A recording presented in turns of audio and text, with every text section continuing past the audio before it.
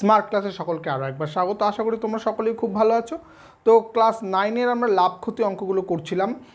যদিও অনেক আগে লাভ ক্ষতির কিছু ভিডিও আমার কিন্তু বানানো আছে, তোমরা সেখানেও দেখতে পারো, কিন্তু সেখানে একটা প্রবলেম ছিল, তোমাদের অনেকের কাছ থেকে আমি সেই কমেন্টের মাধ্যমে জানতে পেরেছি যে তোমরা হলো প্রত্যেকটা অঙ্ক কেন করা নেই, তার অনেক রকম একটা কারণ ছিল যে প্রত্যেকটা অঙ্ক আমি করিয়ে দিইনি, কারণ হলো যাতে তাড়াতাড়ি অঙ্কগুলো করানো যায়, মানে বইটাকে শেষ করা যায় তাড়াতাড়ি। যাই হোক, এখনকার যে ভিডিওগুলো হবে আমি প্রত্যেকটা অঙ্কই ধরে ধরে করানোর চেষ্টা করব, প্রত্যেকটা অঙ্ক তোমাদের বুঝিয়ে দেওয়ার চেষ্টা করব যাতে তোমরা নিজেরা অঙ্কগুলো করতে পারো। তো আজকের ক্লাসে আমরা মেনলি করব হলো অনুশীলনী অঙ্কগুলো, কারণ আগের ভিডিওতে আমরা কনসেপ্টটাকে ভালো করে ক্লিয়ার করার চেষ্টা করেছি।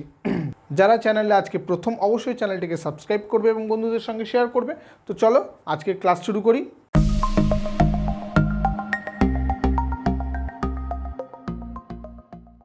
তো একদম প্রথম আজকে যে অঙ্কটা দিয়ে শুরু করবো সেটা হলো তোমাদের কোষে দেখি 10.1-এর 3 দাগের অঙ্কটা থেকে। দেখো অঙ্কটায় কি বলেছে, সুবীর কাকা 176 টাকা মূল্যে একটি ঘড়ি বিক্রয় করেছেন।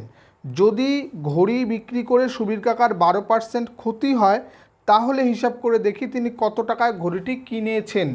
তাহলে একদম প্রথমেই আমরা কি বলেছিলাম, যে দামে বিক্রি করা হয় সেটা হলো বিক্রয় মূল্য, যেই দামে কেনা হয় সেটা হলো ক্রয় মূল্য। তাহলে এখানে আমাদের বিক্রয় মূল্যটা বলে দিয়েছে, ঘড়িটির বিক্রয় মূল্য বলে দেওয়া আছে, মূল্য 176 টাকা। ঠিক আছে, এবং কি বলেছে 176 টাকায় বিক্রি করায় সুবীর কাকার 12% ক্ষতি হয়েছে। তাহলে ক্ষতির পরিমাণ 12%, অর্থাৎ 100 টাকায় 10% লিখেছি আমি, 100 টাকায় 12 টাকা ক্ষতি হয়েছে। তার মানে যদি অর্থাৎ ক্রয় মূল্য 100 টাকা হলে ক্ষতি হয়েছে কত? ক্ষতি হয়েছে 12 টাকা। আমি সবচেয়ে সহজ পদ্ধতিতে, তোমরা সূত্র অ্যাপ্লাই করে অঙ্কগুলো করতে পারো, কিন্তু আমি সূত্রের বদলে আমি একটু ভেঙে ভেঙে অঙ্কগুলোকে করানোর চেষ্টা করবো যাতে তোমরা স্টেপ বাই স্টেপ বুঝতে পারো। তাহলে ক্রয় মূল্য 100 টাকা হলে ক্ষতি হয়েছে 12 টাকা, এটার মানে তাই। তাহলে অতএব বিক্রয় মূল্য কত? বিক্রয় মূল্য সমান সমান কি হয়? ক্রয় মূল্য মাইনাস ক্ষতি, ক্রয় মূল্য মাইনাস ক্ষতি। তাহলে ক্রয় মূল্য আমরা এখানে 100 টাকা যদি হয়, মাইনাস 12 টাকা, অর্থাৎ বিয়োগ করলে কত হচ্ছে? 88 টাকা। তার মানে দেখো এখানে একটা জিনিস বোঝো, ক্রয় মূল্য যদি 100 টাকা হয় তাহলে বিক্রয় মূল্য হচ্ছে কত? 88 টাকা। কিন্তু আমাদের এখানে বিক্রয় মূল্য কত বলেছে? 176 টাকা। তাহলে সেক্ষেত্রে ক্রয় মূল্যটা কত হবে সেটা বের করি। তাহলে আমরা এখানে ত্রৈরাশিক নিয়মে করতে পারি, বিক্রয় মূল্য আর হলো ক্রয় মূল্য। তাহলে বিক্রয় মূল্য ক্রয় মূল্য যদি 100 টাকা, সবকটাই টাকাতে, এখানে ব্র্যাকেটে আমরা টাকা লিখে রাখি। তাহলে 100 টাকা ক্রয় মূল্য হলে বিক্রয় মূল্য হচ্ছে আমাদের 88 টাকা, কিন্তু আমাদের বিক্রয় মূল্য কত বলে দিয়েছে? 176 টাকা। তাহলে 176 টাকা হলে ক্রয় মূল্য কত? তাহলে ক্রয় মূল্য আর বিক্রয় মূল্যের মধ্যে সম্পর্ক কি? সরল সম্পর্ক। ক্রয় মূল্য ও বিক্রয় মূল্যের মধ্যে বিক্রয় মূল্যের সম্পর্ক সরল। তাহলে এক্ষেত্রে বিক্রয় মূল্য বেড়েছে, তাহলে ক্রয় মূল্য বাড়বে। অতএব ক্রয় মূল্য নির্ণেয়, ক্রয় মূল্য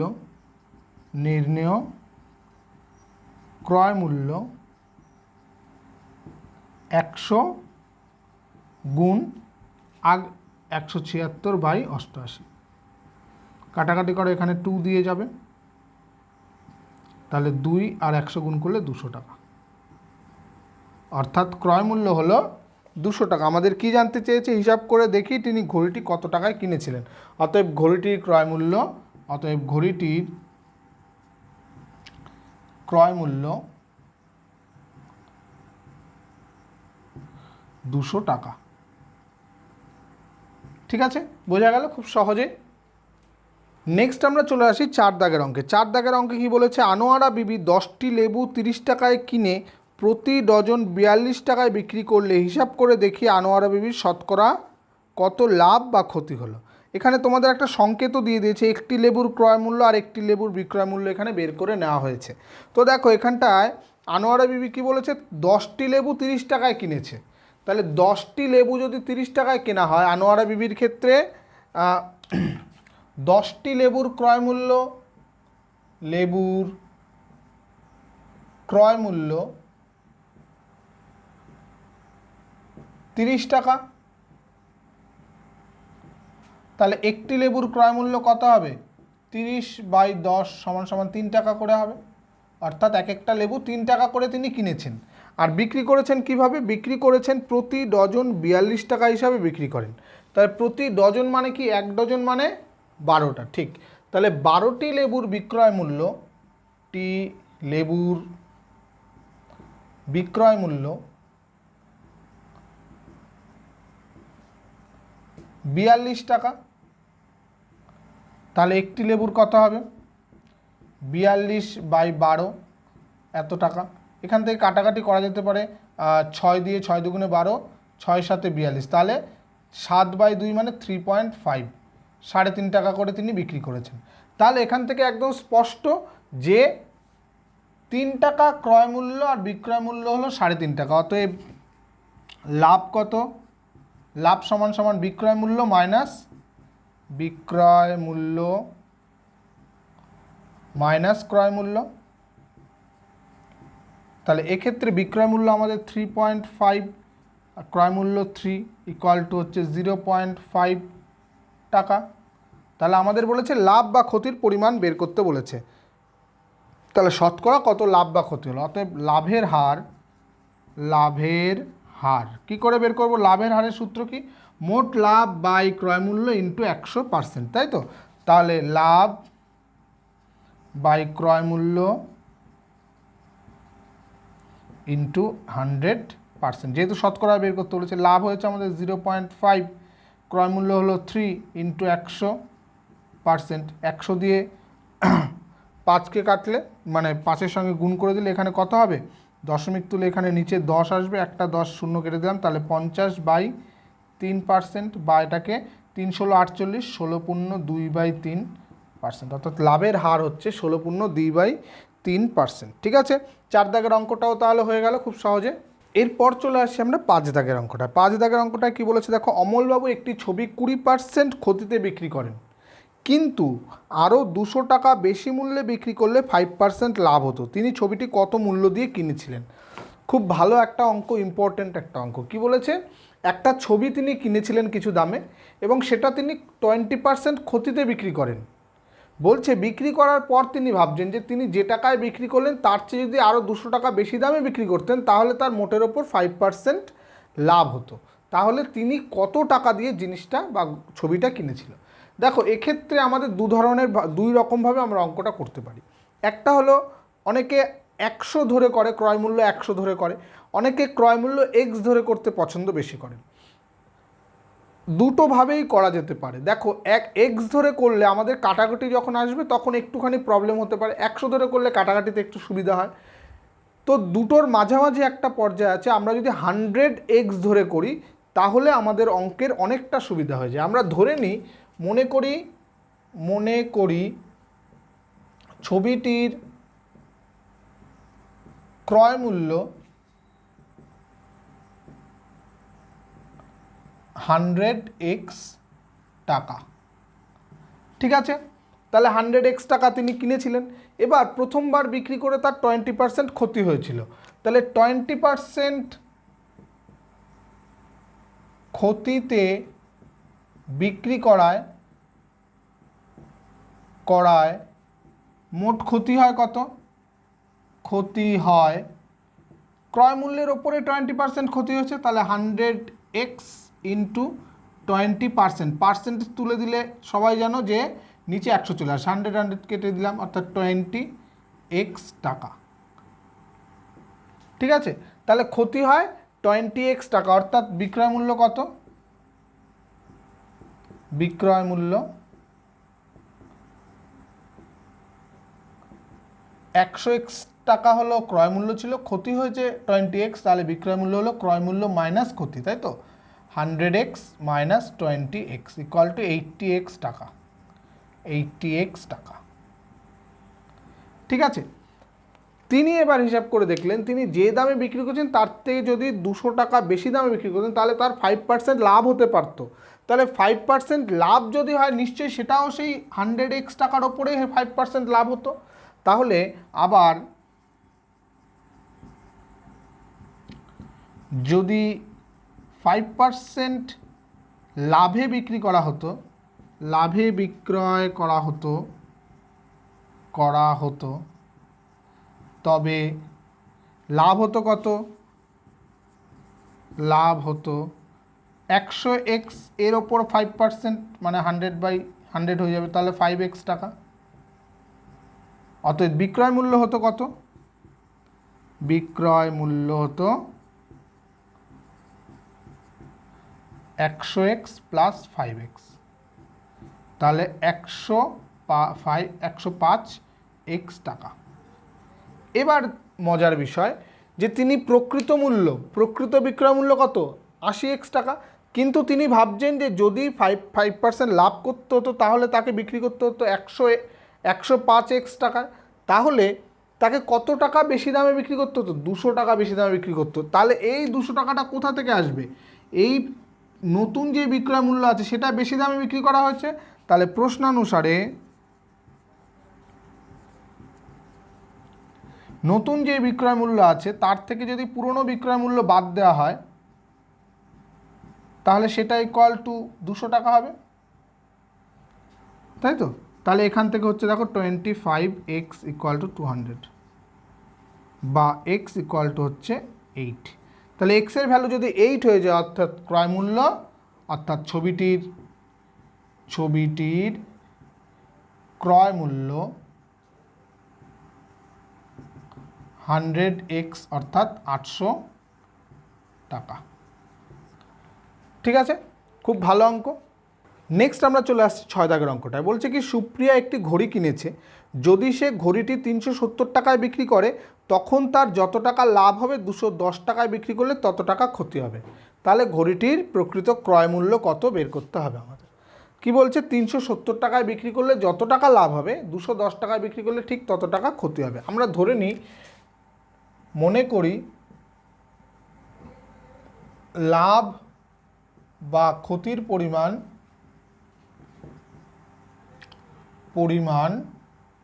সমান সমান x টাকা। তাহলে প্রথমবার সে কী করেছে? 360 টাকায় 370 টাকায় বিক্রি করায়, তাহলে প্রথম ক্ষেত্রে বিক্রয় মূল্য কত? 370 টাকা। লাভ কত? x টাকা। তাহলে অতএব ক্রয় মূল্য কত? ক্রয় মূল্য, যেহেতু লাভ হয়েছে তাহলে বিক্রয় মূল্য থেকে ক্রয় মূল্য বাদ, 370 মাইনাস x টাকা। দ্বিতীয় অবস্থায় বিক্রয় মূল্য কত?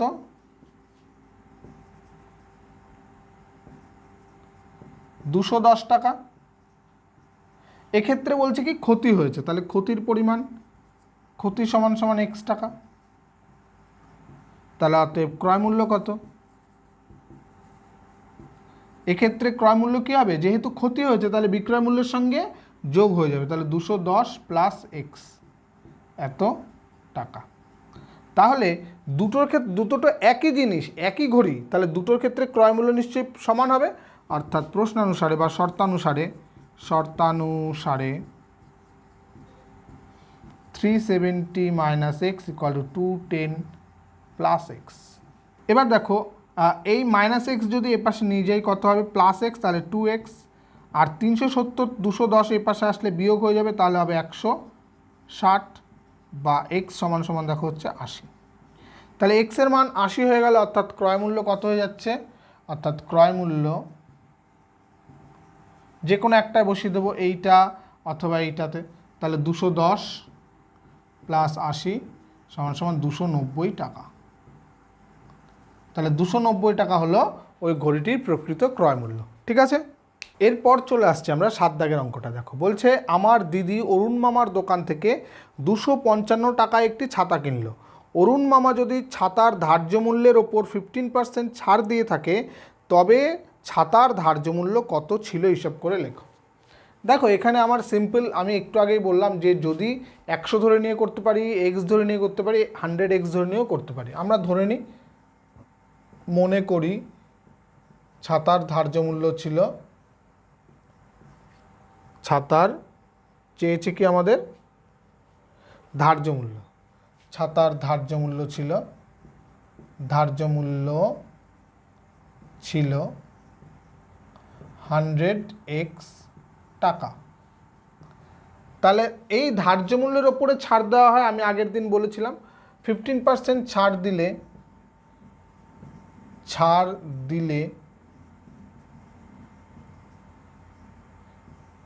ছাড়ের পরিমাণ কত হয়, ছাড়ের পরিমাণ সমান সমান 100x ইন্টু 15%, 0 0 কেটে দিলাম, তাহলে 15x টাকা। তাহলে ধার্য মূল্য ছিল 100x টাকা, ছাড় দিল 15x টাকা, অর্থাৎ বিক্রয় মূল্য কত হলো, বিক্রয় মূল্য 100x মাইনাস 15x, তাহলে হচ্ছে কত 85x টাকা। এটা কার বিক্রয় মূল্য, এটা হলো অরুণ মামার, অর্থাৎ দোকানদারের বিক্রয় মূল্য। এবার অরুণ মামার দোকান থেকে কে ছাতা কিনেছে, আমার দিদি ছাতা কিনেছে, সে কত টাকায় ছাতা কিনেছে, 255 টাকায়। তাহলে প্রশ্নানুসারে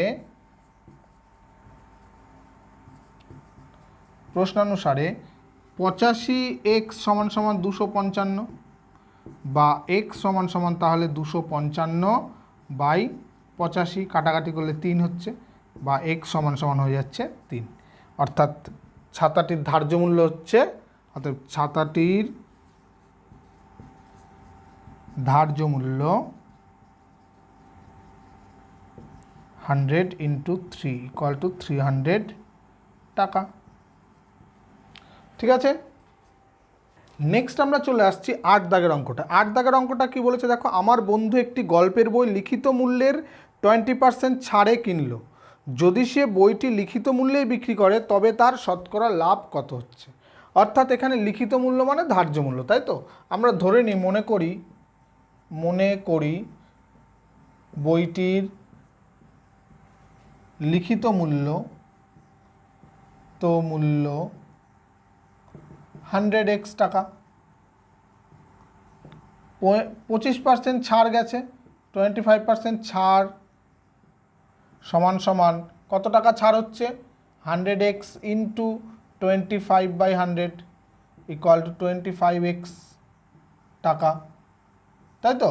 অতএব ছাড়ের পর যে দামে কিনলো আর কি, অর্থাৎ বন্ধুর ক্রয় মূল্য বা বিক্রয় মূল্য, এক্ষেত্রে বন্ধুর ক্রয় মূল্য, বন্ধুর ক্রয় মূল্য কত, 100x টাকা ছিল দাম, ছাড় পেল 25x টাকা, অর্থাৎ কিনলো 75x টাকা দিয়ে। কিন্তু সে বিক্রি করছে কত, বন্ধুর বিক্রয় মূল্য কিন্তু সেই ধার্য মূল্য, অর্থাৎ বইয়ের ওপর যা দাম লেখা আছে তাই।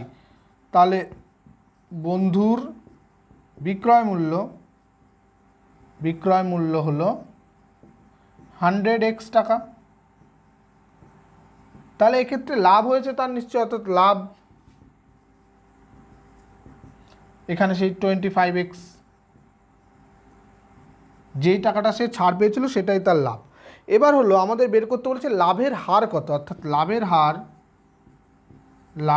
হার ফর্মুলা কি ছিল, লাভ বাই ক্রয় মূল্য ইন্টু 100 পার্সেন্ট। লাভ কত? 25x। ক্রয় মূল্য কত? বন্ধুর ক্রয় মূল্য দেখো 75x ইন্টু 100%। তাহলে এক্সেস কেটে গেল, 25 দিয়ে 75 কাটলে 3, তাহলে এখানটা 100/3 মানে হলো 33.1/3%। ঠিক আছে, অর্থাৎ বইটির লাভের হার হবে তার ক্ষেত্রে 33.1/3%। এরপর আমরা চলে আসবো 9 দাগের অঙ্কটা। 9 দাগের অঙ্কটা খুব একটা ভীষণ ইম্পর্টেন্ট একটা অঙ্ক। বলছে নিয়ামত চাচা প্রতিটি 5 টাকা দরে 150টি ডিম কিনেছে, কিন্তু দোকানে এনে দেখলেন 8টি ডিম ফেটে গেছে এবং 7টি ডিম পচা, এবং প্রতিটি ডিম 6 টাকা দরে বিক্রি করে নিয়ামত চাচা শতকরা লাভ বা ক্ষতির পরিমাণ হিসাব করে দেখি। তো কি বলেছে? 5 টাকা দরে 150টা ডিম কিনেছে, তাহলে 150টি ডিমের ক্রয় মূল্য কত? 5 × 150, 750 টাকা। এবার বাড়িতে এনে তিনি দেখলেন কি 8টা ডিম ফেটে গেছে এবং 7টি ডিম পচা, অর্থাৎ নষ্ট ডিম মোট কতগুলো হলো? নষ্ট ডিমের সংখ্যা 8 + 7 = 15টি। তাহলে ভালো ডিম রয়েছে কতগুলো? ভালো ডিমের সংখ্যা 150 থেকে এই 15টা বাদ, অর্থাৎ 135টি। এই 135টি ডিম প্রত্যেকটি 6 টাকা দরে বিক্রি করেছেন, অর্থাৎ বিক্রয় মূল্য কত? বিক্রয় মূল্য 135 × 6, তাহলে 5 × 6 = 30, 0 হাতে 3, 6 × 78 আর 3 = 81, 810 টাকা। কিনেছিলেন তিনি 750 টাকা দিয়ে, বিক্রি করেছেন 810 টাকা দিয়ে, তাহলে লাভ হয়েছে নিশ্চয়ই। অর্থাৎ লাভের পরিমাণ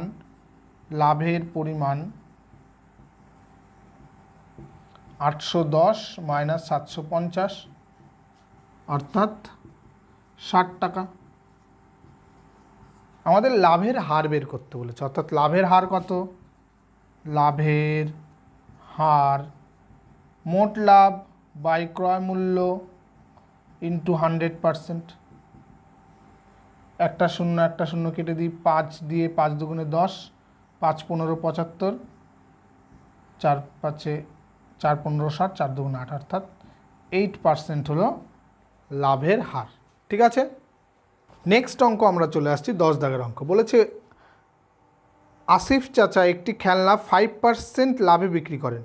যদি খেলনাটির ক্রয় মূল্য 20% কম হতো এবং বিক্রয় মূল্য 34 টাকা কম হতো, তাহলে আসিফ চাচার 10% লাভ হতো। খেলনাটির ক্রয় মূল্য কত?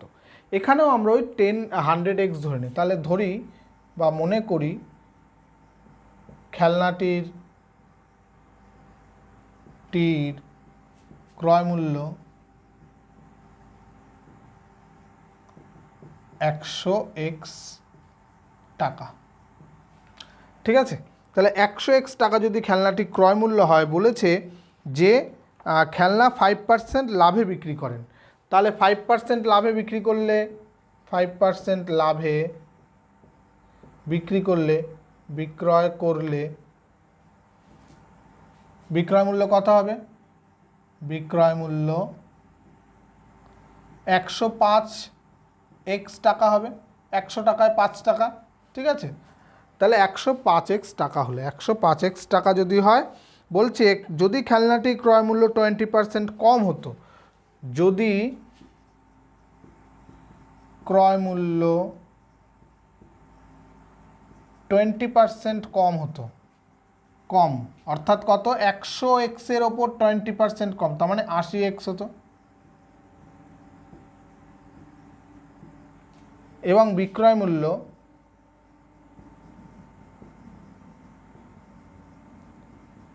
কত বলেছে? বিক্রয় মূল্য 34 টাকা কম হতো। এখানে বিক্রয় মূল্য ছিল 105x, তার থেকে 34 টাকা কম হতো। তাহলে লাভের পরিমাণ বলছে তাতে 10% লাভ হতো। তাহলে লাভের পরিমাণ হয়ে যেত 10%। তাহলে 80x ইন্টু 10%, তাহলে হচ্ছে 8x টাকা। তার মানে কি? তার মানে অর্থাৎ হচ্ছে এক্ষেত্রে বিক্রয় মূল্য, তাহলে ক্রয় মূল্য 80x আর লাভ হতো 8x, এই দুটো মিলে এইটা হতো। অর্থাৎ প্রশ্নানুসারে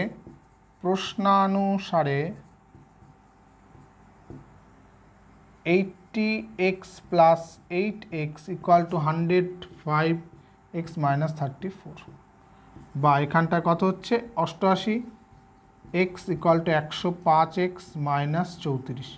তাহলে এটাকে যদি এপাশে নিয়ে আসা হয়, এখানটায় 12 আর 5 17x minus 17x equal to minus 34, বা x ইকুয়াল টু হয়ে যাচ্ছে এক্ষেত্রে 2।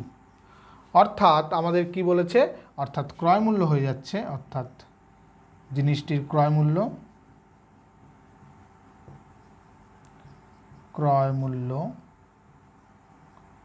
100x ধরেছিলাম, তাহলে 100 ইন্টু 2 অর্থাৎ 200 টাকা। ঠিক আছে, তো আজকে এই পর্যন্তই থাকছে। খুব ভালো থাকবে, বেশি বেশি করে অঙ্ক করবে। নেক্সট ভিডিওতে আমরা বাদবাকি অঙ্কগুলো করব। Thank you.